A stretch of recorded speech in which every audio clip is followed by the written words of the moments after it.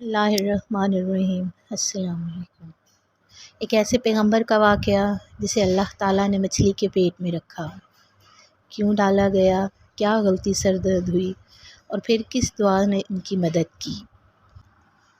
حضرت یونس علیہ السلام۔ حضرت یونس علیہ السلام یروشلم شہر میں پیدا ہوئے۔ وہ نہایت بہترین اور نیک انسان تھے، ہر وقت لوگوں کی بہتری کے لیے فکر مند رہتے تھے۔ اللہ تعالیٰ نے ان کو اپنا رسول چن لیا اور انہیں ننوہ شہر کے سرکش لوگوں کی ہدایت کے لیے وہاں جانے کا حکم دیا۔ ننوہ پہنچ کر حضرت یونس علیہ السلام اللہ کا پیغام لوگوں تک پہنچاتے رہے۔ جب بھی حضرت یونس علیہ السلام ان لوگوں کو سمجھاتے تو وہ لوگ ان کی بات نہ سنتے۔ حضرت یونس علیہ السلام انہیں کہتے کہ تم لوگ برائیاں چھوڑ دو اور نیکی کے راستے پہ چلو، ورنہ تم پر اللہ کا عذاب آئے گا۔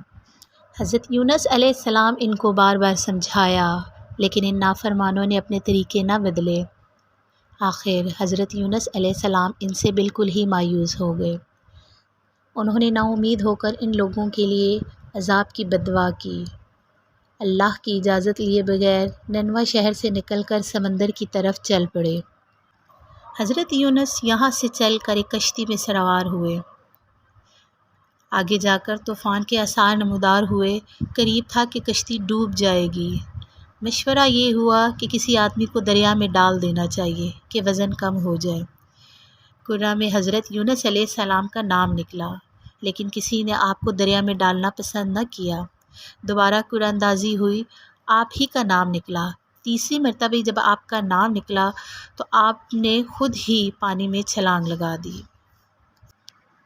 اسی وقت ایک بڑی مچھلی نے انہیں نگل لیا اور وہ اس مچھلی کے پیٹ میں پہنچ گئے۔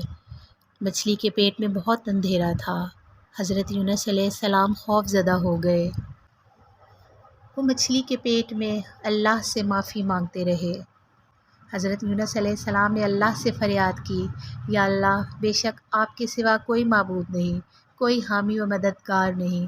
یا اللہ، آپ تو ہر عیب سے پاک ہے، بے شک میں ہی ظلم کر بیٹھا۔ یونس علیہ السلام نے یہ دعا پڑھی، لا الہ الا انت سبحانک انی کنت من الظالمین۔ اللہ تعالیٰ نے حضرت یونس علیہ السلام کی دعا قبول کر لی اور اللہ کے حکم سے مچھلی نے حضرت یونس کو ساحل کے قریب باہر اگل دیا۔ یہ ایک ویران ساحل تھا۔ حضرت یونس علیہ السلام نہایت کمزور اور لاغر ہو چکے تھے۔ اللہ تعالیٰ کے حکم سے ایک پھلدار پیڑ سے ان کو غذا اور سایہ مل گیا۔ آہستہ آہستہ ان کے جسم میں طاقت آنے لگی۔